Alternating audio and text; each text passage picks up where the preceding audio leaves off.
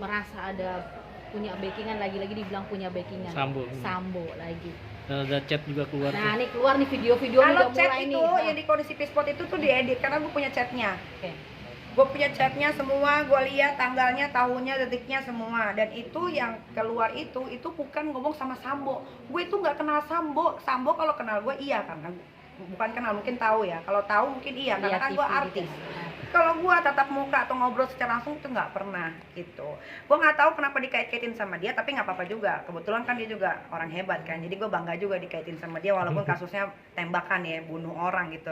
Ya udah nggak apa-apa juga sih ya kan. Belum tentu orang lain bisa digosipin gue kayak gue digosipin sama Sambo. Tapi yang gue nggak habis pikirnya, gue lagi minta solusi ke salah satu lawyer. Kan jadi gini, waktu gua lagi itu kan kasusnya kalau nggak salah kasus bukan KDRT yang sama di Polres Jakarta Selatan. Kan di situ jelas gue bilang, kok gue belum di BAP tapi udah jadi tersangka ya? Harusnya kan tuh tanda tanya ya, goblok aja yang nyebarin kan. Gitu, ya kan, kenapa Jakarta Selatan bisa bikin gue jadi tersangka padahal gue belum BAP? BAP udah tapi cuma setengah gara-gara gue muntah lagi hamil. Bener kan? Di situ percakapannya kan. Itu gue lagi minta solusi sama salah satu lawyer temannya Bang Fahmi juga. Karena waktu itu Bang Fahmi kalau nggak salah dia pergi umroh, dia pergi apa gue kagak lupa, itu tahun 2019 ya kan. Akhirnya gue ngomong sama dia, ini gimana Bang solusinya? Kok saya belum selesai BAP, saya disuruh pulang sama penyidiknya, tiba-tiba nggak lama dijadiin tersangka, kan tanda tanya besar. Kenapa jadi ke Sambo urusannya? Suaranya kata suara Sambo itu. Nah suara Sambo bukannya saya sebagai makhluk ciptaan Tuhan, bukannya gitu. Bukannya lebih tegas, ini kan menye-menye. Pada anjing. Kesel banget deh. Mungkin kalau Kan nggak itu jelas-jelas itu di situ minta pendapat solusinya bagaimana Bang. Jangan bilang jangan karena gue panggil abang jadi itu ke Sambo. Gue manggil Bang Fahmi abang. Betul. Lah gimana? Coba gue manggil bapak-bapak polisi yang lain kalau gue lagi di BAP abang. Masa disangkutin sama Freddy Sambo? Gue kalau disangkutin sama Freddy Sambo dapat uang yang 900 miliarnya nggak apa-apa. Ini gue nggak dapat apa, gue sewot lah. di penjara juga tetap di penjara ya? Iya, abis itu kan KDRT gue di penjara 2 hari. Nah, mana katanya gue pegangan Freddy Sambo. Kalau gue pegangan Freddy Sambo, gue gak bakal di penjara. Gue tidak akan dipermalukan oleh Serang Banten. Kayak yang Ono ya? Gue bukan, ini Ayunda itu kayaknya ada backingan tuh. Iya, kayak yang Ono. Karena dia dipanggil-panggil aja di Polres Jakarta Selatan tidak dapat perlakuan yang sama kayak yang gue dapatkan di Jakarta Selatan. Gue pernah dijemput tuh di Jakarta Selatan di salah satu stasiun TV. Gitu. Kenapa ini Nindya Ayunda yang jelas-jelas korbannya ada, saksinya ada. Kenapa nggak dipanggil cuek aja? Kagak ada penjemputan, kagak dimalu-maluin. Kayaknya dia punya backingan bukan gue.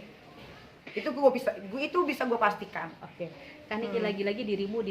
Jadi kepikiran gak sih atau lapor ngomong sama Kak Abang? Gue nggak suka lapor. Karena kamu terus yang di ini. Biarin aja, itu kan exposure ya kan. Itu kan namanya promosi gratis. Ya, orang pada bego aja kalau dibilang itu adalah salah satu musibah. Buat gue nggak ada musibah. Musibah itu adalah ketika gue misalkan kehilangan orang yang gue cintai gitu. Baru. Tapi kalau cuma kayak begini-begini, ini mau gue jadiin sebuah promosi gratis yang biasanya kan artis kalau mau naikin lagi namanya harus settingan dulu, bikin apa dulu. Kalau gue kan semua natural. Itu jadi apa yang harus dipusingin, gue nggak ada gue pusing. Oke, di satu sisi ternyata Kak Niki peduli juga dengan Leman dan sang istri dan mantan ART-nya. Sampai kamu memposting di IG sampai teriak juga ke Bang Hotman 911. Sekarang gua mau teriak ke Bapak Mahfud MD. Tolong Pak, ini juga tolong diperhatikan ya di Jakarta Selatan, Polres Jakarta Selatan. Ini kasus pemukulan dan penyekapan. Ini kasusnya sama seperti Freddy Sambo, cuman tidak ada yang ditembak mati ya kan, tapi perlakuannya sama, penyekapan, pemukulan, penyiksaan gitu, dan diambil hak kemanusiaannya, kebebasannya.